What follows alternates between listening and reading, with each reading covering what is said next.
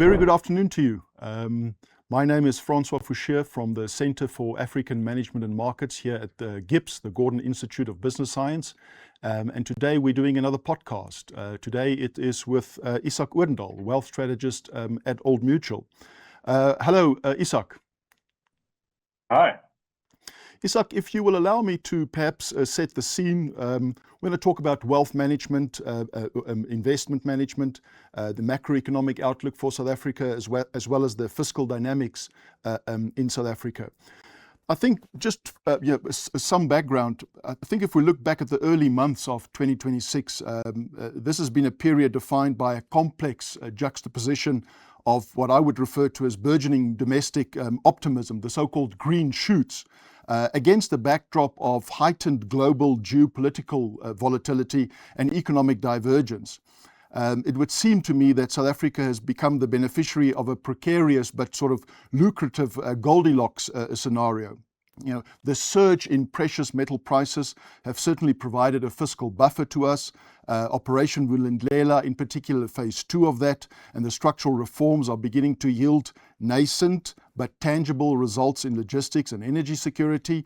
But this recovery is fragile, I believe.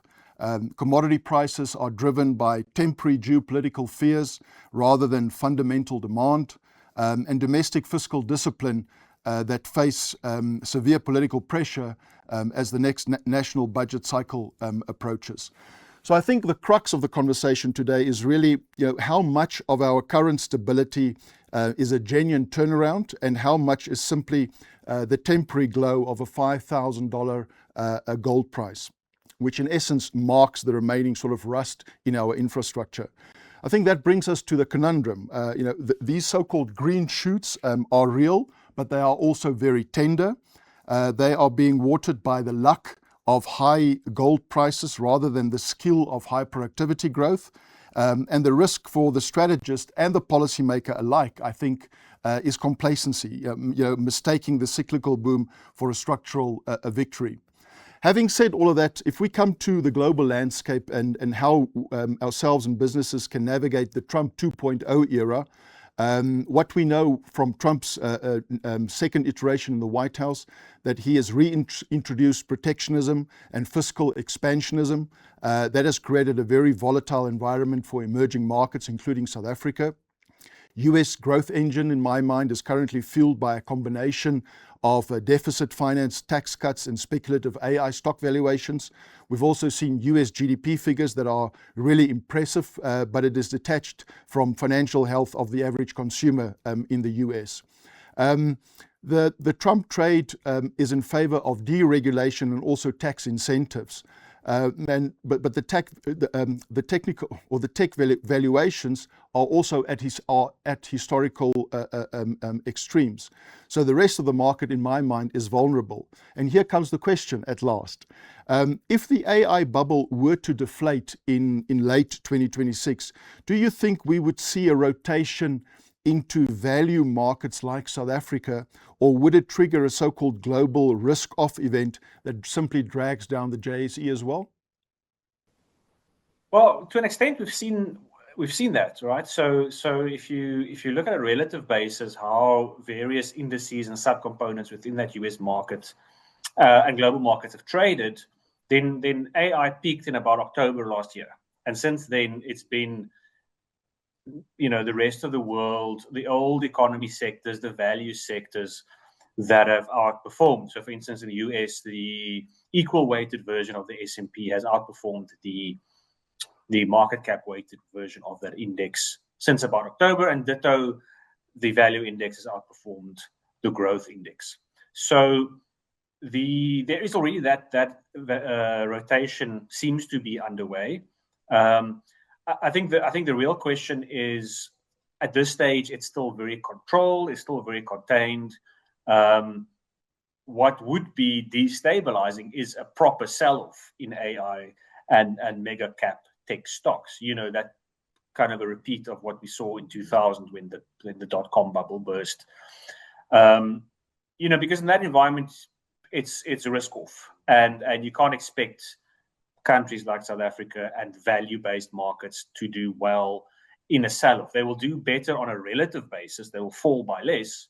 But when there's panic, as you know very well, I think people kind of just sell everything. So let's hope we don't get there. Let's hope what we see instead is more of a gentle change, a gentle rotation between sectors. I think that's the one issue. The other one is that a lot of the so-called bubble narrative in markets is perhaps a little bit displaced, in the sense that, to my mind, the bubble is not in the financial markets. The bubble is in the construction of AI-related data centers. I think that is where, that's where you're going to see the pain point if that really comes to a rapid and unexpected halt. But for the time being, we've seen these companies, they've already signed the contracts, and the spending will continue, for the next 12 to 18 months at least. And the numbers involved are just absolutely staggering. So just the biggest four hyperscalers are planning on spending $600 billion next year. I mean, these are mind-bogglingly large numbers. Now, they can scale back those numbers, of course, should they really want to, but to a large degree, a lot of those things are signed, and the construction is about to start. So I think we still have a bit of runway from a real economy point of view, where before we start asking questions of, can this come to a sudden halt and thereby have a massive macroeconomic impact?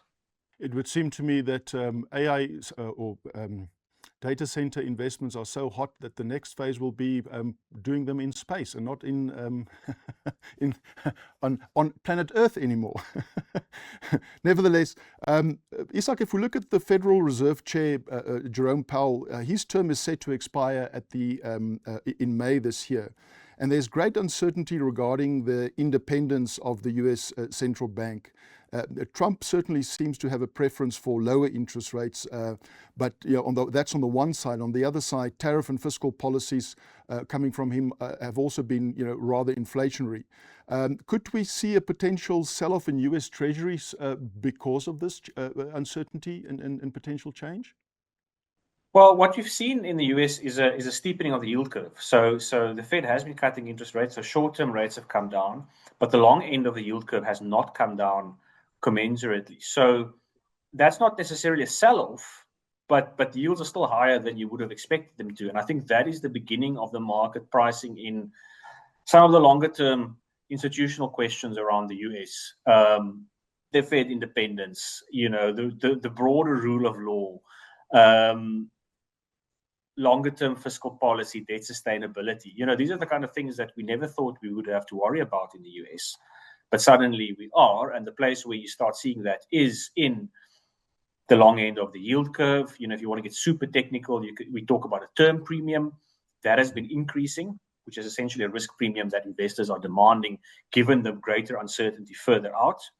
That term premium used to be quite low. It's starting to increase. And of course, the dollar is weakened, which is in many ways the most surprising outcome of all of this, is that if you look at Trump's policies, you would have expected a stronger dollar. You would have expected a stronger dollar if the US imposes taxes on import tariffs on other countries.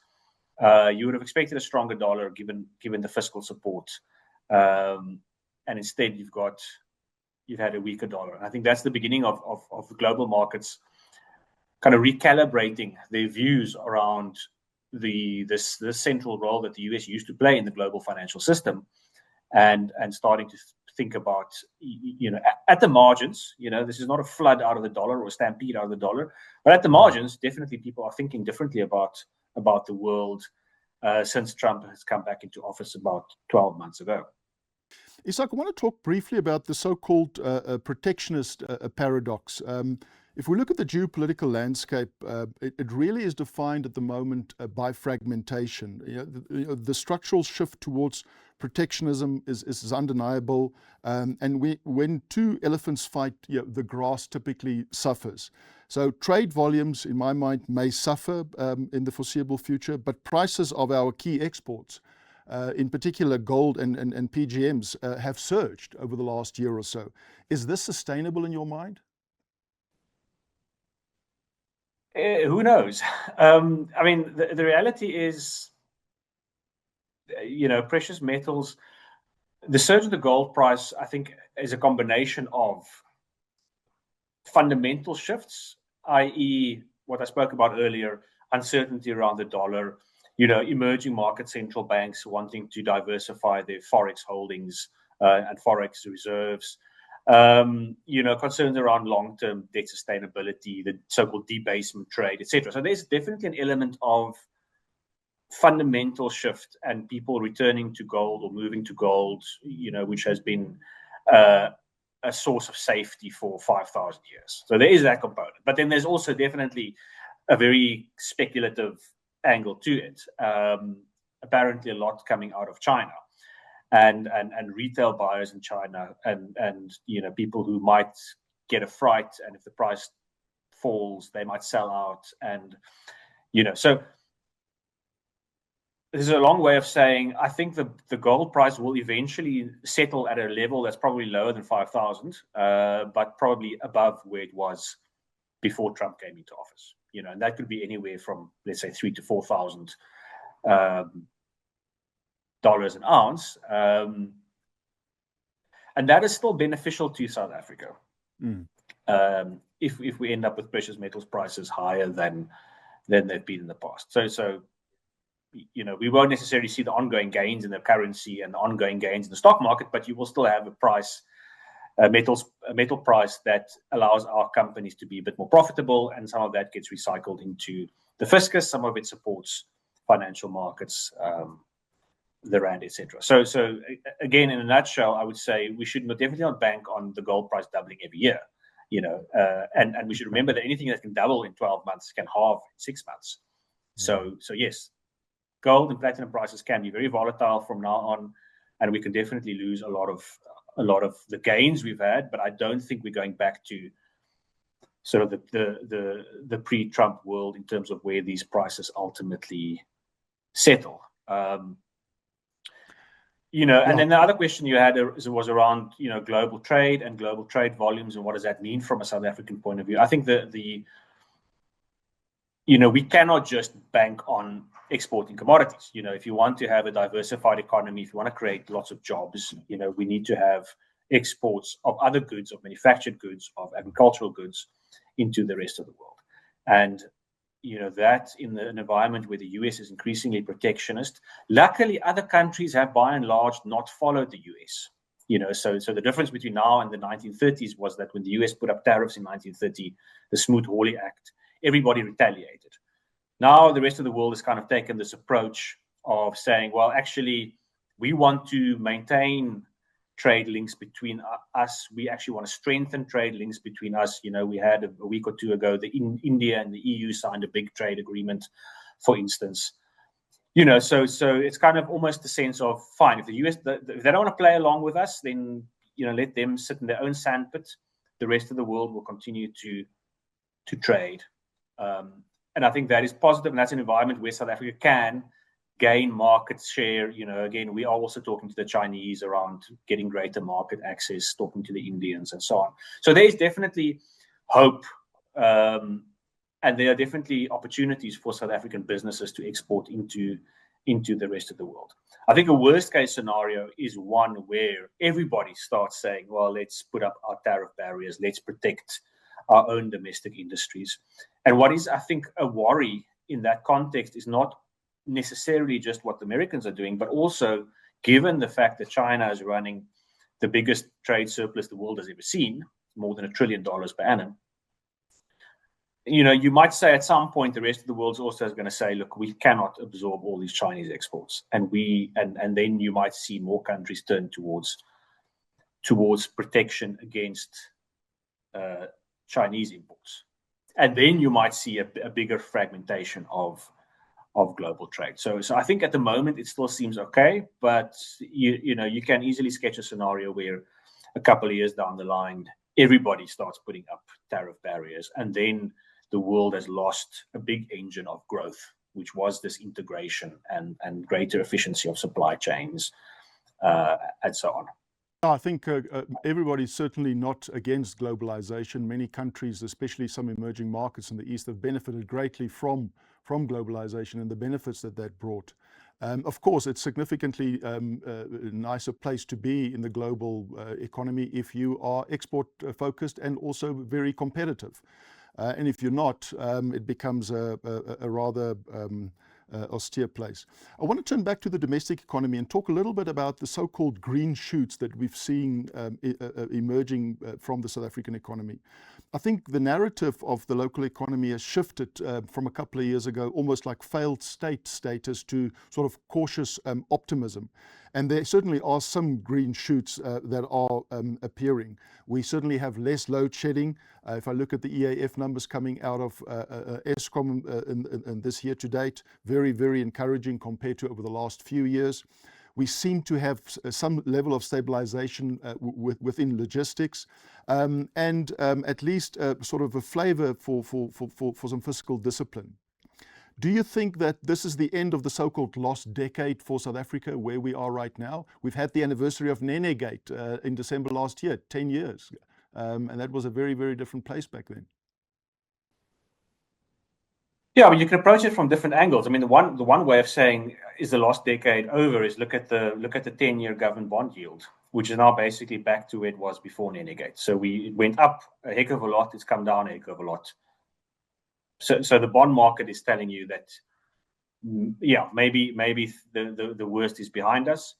In terms of real economic growth, getting back to pre-Zuma kind of levels, we're not quite there yet. So most forecasts tell you looking at about 1.5% this year, rising to around 2% next year. I mean, as recently as 2013, we were still growing at 3%.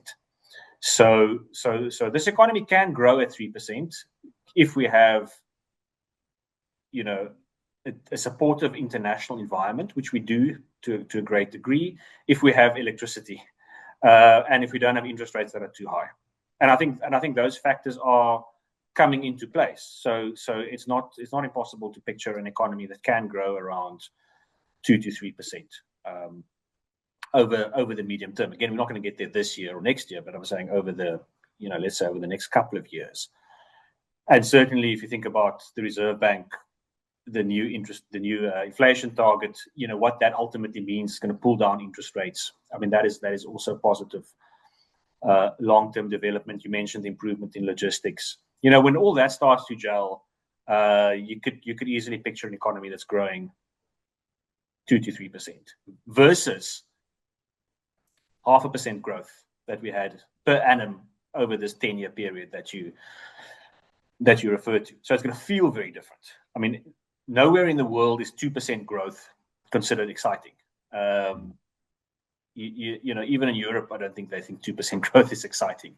But by South African standards, by what we've become used to over this very, very difficult period, of 0.5% growth, 2% I think is going to feel very different. And I think what's going to happen is we've come through a period where the mindset in corporate South Africa, and you will know this very well, at the business school dealing with corporates, the mindset has always been about resilience, right? We just need to get through this period of load shedding and logistics crisis and the one thing after the other. And at some stage, the mindset's going to start shifting to growth. And corporate leadership in South Africa will say, well, where do we grow? How do we create value for our shareholders by actually expanding businesses? What happened? There was a point in time when the rand was really falling every year by 10% per annum, kind of 2013, roughly to around 2018, 2019, where the businesses in South Africa thought, let's go look for growth overseas. And listed companies on the JSE went and made acquisitions in Australia and Europe and elsewhere. And a lot of those did not work out. So that was the only place where people looked for growth, was overseas. I think now a better story about South Africa, a bit more confidence in the domestic economy. You're going to start seeing businesses putting money to work locally as well. Obviously, as interest rates come down, a lot of these projects, sort of the investment hurdles for a lot of these projects start looking a bit more achievable So yeah, I definitely think there are green shoots, and as you mentioned in your intro, it's up to policymakers and society as a whole to kind of water these green shoots and make sure that they don't die prematurely. Yeah, because if we look at growth, I mean, if we going at 1.5 or 1.6% in real GDP terms, that is in essence just sort of keeping pace with population growth, and we are then effectively running in order to stand still. But if we move to what's happened on the inflation front in South Africa over the last year or so. You've noted earlier on that wage settlements are moderating towards a sort of 5% level, suggesting that the Reserve Bank has successfully perhaps anchored inflation expectations, at a lower rate. Do you believe that this is a permanent structural break in our inflation outlook or inflation psychology in South Africa? I think so, because if you look at the surveys that the BR do, quarterly surveys, and they do it across households, unions, analysts, business people. Definitely, inflation expectations have come down and now sitting around 3.7%.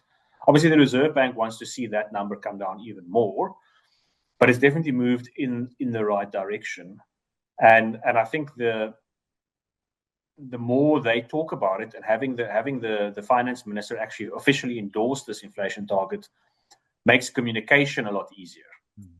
Because a lot of this is ultimately whether people believe. I always joke it's like one of those movies where the children have to believe that Santa's going to come before Santa does actually come and bring the presents. They don't believe Santa doesn't come. So we have to believe collectively that inflation is going to be 3%, and then inflation will be more or less 3%, because all of our economic behavior will be anchored on 3% wage negotiations, contract negotiations, rental escalations. These things will tend to converge around 3%, and that will ultimately keep overall inflation anchored.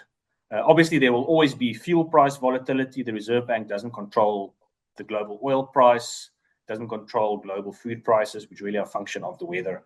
So that will still cause volatility. There will still be cycles, but over time, I do think that inflation will average around 3%. If you say, let's say, over the next 5 years, and if that is the case, if inflation can average around 3%, then the repo rate can be much lower. Then the repo rate could be somewhere between 5 and 6% over the next 5 years, which obviously will help support and help water the green shoots that we spoke about earlier. And lower inflation differentials with our main trading partners, I guess, would place significantly less depreciation pressure on the currency as well over the long term. You would expect so, right? Because very simple terms, if our price level is rising 4.5% a year and our competitors are rising 3% a year, which, by the way, our peer group is mostly 3%, that mostly got 3% inflation targets, then a significant gap opens up over time, a competitiveness gap or a competitive disadvantage that we have relative to our peer group. So the currency, in terms of sort of economics 101, the currency adjusts to alleviate that competitiveness gap. And so if you have a smaller competitiveness gap over time, by implication, the currency should decline by less. Again, it will still be volatile, because the rand is a highly traded currency and it's very much dependent on global risk appetite and a whole bunch of other factors in the short term, but in the longer term, it is going to follow that competitiveness gap. And so that does talk to a more stable exchange rate, which again, I think helps create a more stable overall business climate that supports investment in the real economy, not in factories and businesses and so on. That's certainly something that we would welcome domestically. Want to shift the focus slightly to the so-called commodity super cycle, in particular, gold and the PGMs and luck, if you will. I think with gold above $5,000 a fine ounce, platinum almost up double compared to a year ago. We are seeing, however, that there's a price volume divergence. We new record gold prices, yet production volumes have declined and have remained flat for many decades. So is this commodity super cycle in essence purely a sort of financial event that is relevant to the JSE and to National Treasury? Is it a financial boom rather than a real economy boom? Yeah, we really seem to struggle to turn higher prices into higher output and employment in South Africa. And the question here is there any evidence that these prices are encouraging mining houses to explore and sink new shafts and create employment in the local economy? Not yet. And I think the problem is the operational environment for most mines in South Africa is still very difficult. So yes, we've got more stable electricity supply, but the cost of electricity has increased a lot. Logistics is better, but it's still not great. It's still not perfect. There's still a lot of room for improvement in terms of logistics. The labor environment, I think, is a bit more stable, but now we have this relatively new phenomenon of kind of organized crime impacting mining activity. So it's still a tough operational environment. Plus, on top of all this, there's regulatory uncertainty. And I think that is a big one. So no, we have not seen yet the price impact translating into expansions of mining activity, expansion of mining production. I mean, if you look at Stats SA's mining production index, it is flat over the last more than decade. There's just been no growth in this industry. So to get to a stage where we actually have growth in the mining industry in terms of investment, employment, sinking new shafts, it is going to take time to get there. And there are a couple of ingredients that need to be in place. Some of them are, some of them aren't. Clarity around mining rights and having that cadastral system that's been promised for a long time. I mean, the Department of Minerals and Petroleum, I mean, they are working on that system, but it's still not up and running. But once that's in place, that's better. There's a whole story around tax incentives for mining exploration, how that is structured. We haven't quite sorted that out. We haven't, there's still that element in South Africa where if you look at the JSE, there are a lot of mature mining companies. There aren't many junior mining companies in the JSE. Whereas you go back 40 years ago, that was always a feature of the JSE. There was a big junior mining sector. And those are the ones who are actually looking for the new ore bodies, bring them to production. So from a financing point of view, from a capital markets point of view, we're also not at a point yet where we're encouraging investment in mining. One of the things that can encourage all this investment is, of course, a price boom, right? Because that will make people excited more excited about looking for minerals and metals, and more keen to invest South Africa. But that is not sufficient on its own. You do need the regulatory environment, and you do need the operational environment to be a lot better. So yeah, we do benefit though from even if we don't have the volumes, we do benefit from the price, because you still pay tax on the price, and obviously you still get the share price movement on the JSE, and that creates a wealth effect because a lot of us have exposure to those shares in our pension funds and our personal investments and so on. So there is a positive, but to really, really, really feel the positive broadly throughout the economy and to really get much faster economic growth, you actually need to see an investment cycle, a capex cycle in mining, which there's just no real sign of that happening just yet. We haven't had that in South Africa for quite a while. No, we haven't. Yeah. Isak, if we turn to the fiscus and to tax revenue in particular for the upcoming budget, as the fiscal year end approaches, the fiscal picture is healthier than anticipated a year ago at least, primarily due to corporate income tax. We are, in essence, receiving a tax bonanza. The Minister of Finance effectively, I believe, has a 60 billion commodity check in his pocket. But in an election here, how much of this do you expect to be saved for debt stabilization versus being diverted to the public sector wage bill?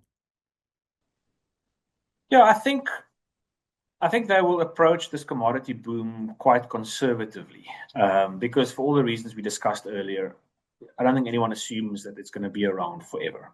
And certainly we had one about 3-4 years ago, just after COVID, when the rhodium price went crazy, and the coal price went crazy, and that didn't last. That was about a year or two, and then it was over. So I think they will be fairly conservative in how they think about how they budget for a windfall from the mining companies. And I think they will apply most of it towards debt stabilization. And the reason is, despite it being an election year, and I think the reason is because we've seen now over the last 12 months the benefit of fiscal consolidation in terms of getting a credit ratings upgrade and in terms of getting much lower government bond yields. So there is now evidence when the finance minister speaks to his colleagues in cabinet. And of course, the main job of a finance minister is to say no, right? All his colleagues in cabinet want money to spend on their various pet projects. And the main job of finance minister is to say, no, not going to do that, not going to do that, not going to do that. He can now point to the evidence and say, look, we've had the credit rating upgrade. We've had massive rally in our bonds. The rand is stronger. And our fiscal consolidation strategy is a big part of the story. So let's continue with what we're doing.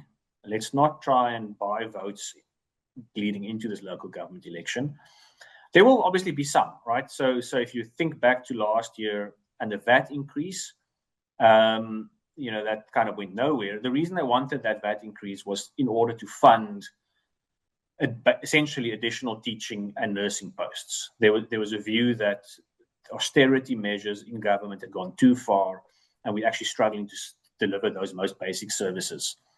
And essentially, they wanted to increase VAT to fund an expansion of those basic services. So I think there will be an element of that, but overall, I expect them to be fairly conservative in terms of how they approach the budget. Bear in mind that when we had the national election in 2024, and this was a make or break election for the ruling party at that point, that budget also was not, the budget, delivered 2 months before that election, was not a populist budget. It wasn't a vote buying budget.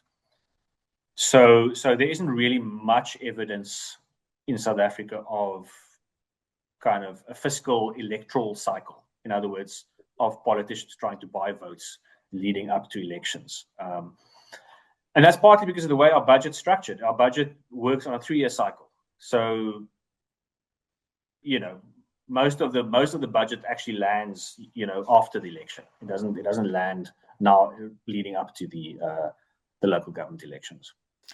Isak, if we may, talk a little bit about the concentration risk that we have in terms of taxpayers. A tiny fraction of companies, and these are in many instances mainly mining companies, pay the bulk of our corporate tax, and the revenue stream is highly volatile. Should we be advocating for something like a formal fiscal rule that perhaps ring fences these commodity windfalls into the equivalent of a sovereign wealth fund, rather than treating them sort of as baseline revenue available for permanent expenditure? Yeah, I think so. I think it will be to our benefit to have such a rule. And at the MTBPS last year, the minister said that they are thinking about introducing a fiscal rule, which we will get details on hopefully 2 weeks from now when the February budget lands. The problem with these rules, of course, is that they're only as good as the politicians who are meant to adhere to the rules. So you might remember that a few years ago we had something called an expenditure ceiling, and that was also a nice idea, but in practice it really never made a huge impact. So yeah, I think a fiscal rule is a good idea as long as there's political buy-in. If Treasury is just going to impose it as a technical or technocratic exercise, but the broader political class doesn't buy into it, I don't think it is going to get anywhere. But it makes sense because, as you say, you don't want to incorporate mining income, which is volatile and cyclical, into a baseline tax system, and which will disappoint in some years, and other years will give you these windfalls, and then as soon as you get a windfall, there's a debate around how do we spend the windfall. So it would make sense to kind of keep some of it for long-term or for investment. However, having just said that, I think also, where we stand just at this very moment, where we still have quite a high debt level, I think the most sensible thing we can do is actually pay down debt for the time being. But if we think ahead over the next 20 or so years, some kind of stabilization vehicle or a sovereign wealth fund is not a bad idea. And certainly for countries like Namibia, who are kind of staring now at a long-term potential oil boom, for instance, I think it will make a lot of sense for them to build something like this up front. The other question around the broadness of the tax base is, again, a reason why ultimately I do think we're going to get that VAT increase that I spoke about earlier. Last year, there was just too much political disagreement to implement it, but I do still think it's coming at some point down the line, because a VAT is a very broad tax. Everybody pays VAT. Some will argue that it's very regressive, but of course you can exempt basic food items from VAT to dampen down the regressive nature of the tax. But it is a broad tax, and it's a difficult tax to escape. And our VAT rate is also quite low relative to international standards. So I would expect in the next 5 or so years that it comes back onto the agenda, but probably not right now, because right now, the gold and the platinum price is basically paying that VAT increase for us. Isak, coming towards the end, if we look at structural economic reforms in our country, commodities provide the short-term cash. Operation Vulindlela provides the long-term roadmap, if you will. But Vulindlela has transitioned into a so-called phase 2, shifting focus from the policy formulation to the gritty execution of infrastructure projects. There is, however, execution risk. The phase 1 was largely about changing policy and writing new rules. Phase 2 is more about digging holes, laying pipes and fixing municipalities. But this requires a level of state capacity that we haven't seen in years in South Africa. Are you confident that the implementation machinery exists to execute phase 2, or will these structural economic reforms stall at the local government level? Yeah, it's obviously much more complex when you start getting to the local level. It's complex because, number one, you're dealing with constitutionally a different sphere of government. It's complex because you're dealing with 200 odd municipalities versus dealing only with one Eskom or one Transnet. Now you're dealing, across many. And of course, it's complex politically because there are interest groups and political parties, and the way you fund municipalities is at this stage still very much based on selling water and electricity. So that funding model is also very difficult. So I think the reform of the municipal space and municipal delivery is a much, much trickier, much more difficult thing to do. It's absolutely vital, but it's not necessarily the kind of thing where the way that Vulindlela is structured as kind of an entity that's meant to go and find bottlenecks and remove those bottlenecks. That worked really well in the electricity logistics, visas and so on, not necessarily the same process, philosophy, methodology that you can apply to local government, which is a much more complex beast and a much more political situation. Having said that, I do think there is a realization at the highest levels that local government needs to be fixed. And so, for instance, we do know that the Department of Cooperative Governance is working on a new white paper around the structuring of local government and the financing of local government. And we also obviously have an election coming up, and I think there will be political pressure in that election. I think the voters will give a message of saying we are not happy with what we've received up to now, especially in the big metros, where I think people expect just a much higher level of service. So I think there's political pressure as well to implement that change. I think I always remember that quote, which you probably know very well, from Professor de Kivit back in 1942, and he said that South Africa advances economically by windfall and politically through disaster. And economically, windfall, well, we've got our windfall at the moment, and that can have sort of a positive feedback loop throughout the economy beyond the broader mining sector. Politically, the disaster that we had was, stage 6 load shedding, and that spurred a lot of reform and a lot of action. So in other words, you had that crisis which led to action. I suppose the risk with Vulindlela and some of these reforms is that if you don't have that crisis mentality, that urgency that comes from feeling of a sense of crisis, then the reforms are at risk of petering out. So in a sort of perverse or paradoxical way, if things start getting better in South Africa, if GDP growth starts improving, it might actually lead to complacency. And not pushing ahead with the kind of the real deep reforms we need to not just get to 3% growth, but to 4 or 5% growth, which we all know is what we need to actually tackle the unemployment crisis in this country.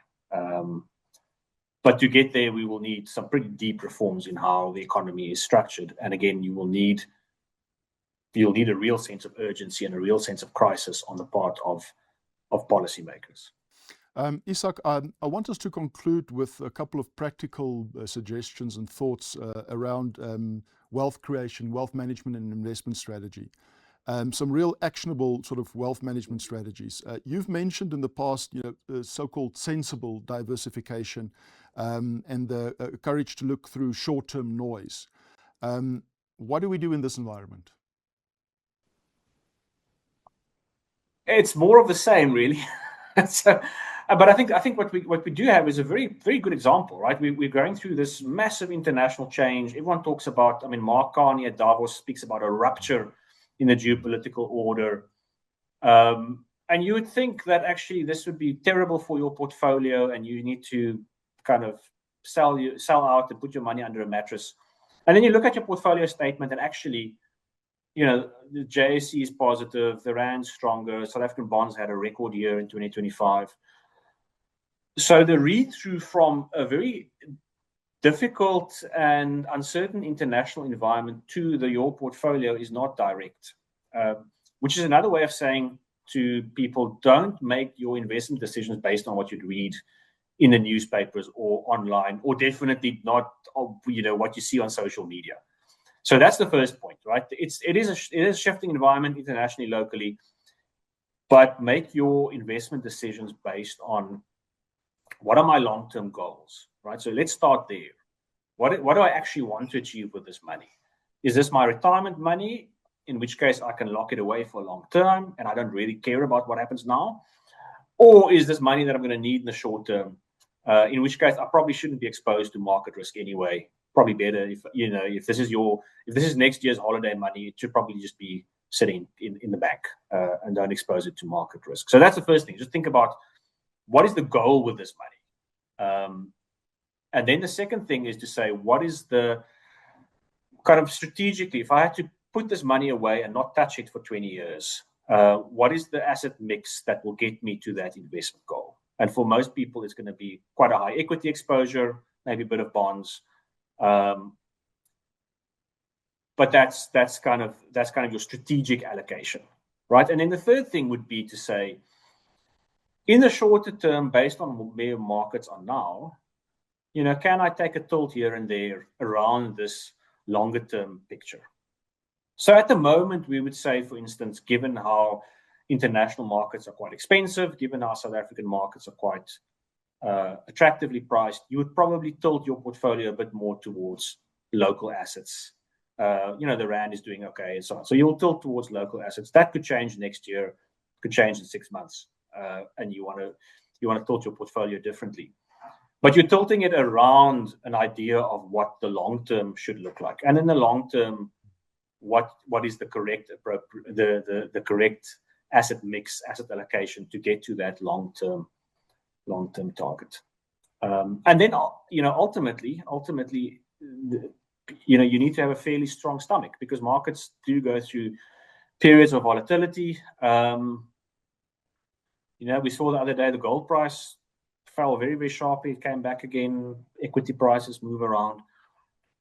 So maybe the last piece of advice is absolutely try not to look at your portfolio statement or your on your screen. Don't look at it every day. If it's not money that you need immediately, then just leave it, ignore it, let it do its thing, and let the kind of the magic of compound growth work for you in the background. So a lot like what Warren Buffett said: if you have a house, you don't look at the price of your house on a daily basis. You buy it and you forget about it. Probably the most calm and sane strategy given these volatile times. Yeah, absolutely. I think it's both a blessing and a curse that we have so much information. Right? We can find information about any company, any stock, any bond, any currency, anywhere in the world, and it's freely available on the internet, and you can see your portfolio in real time on an app. So that's great, but the downside of that is people tend to spend too much time, look at it too closely, worry too much about it, and I think the risk is that you make emotional decisions. Whereas in the old days, you got your portfolio statement maybe every 6 months, and it was already 6 months too late. Couldn't do much anyway. So there's an argument to be made that that's maybe the best thing to do is actually just wait for your statement to arrive by snail mail. And by the time you get it, it's too late to actually do anything about it anyway. Isak, thank you very much.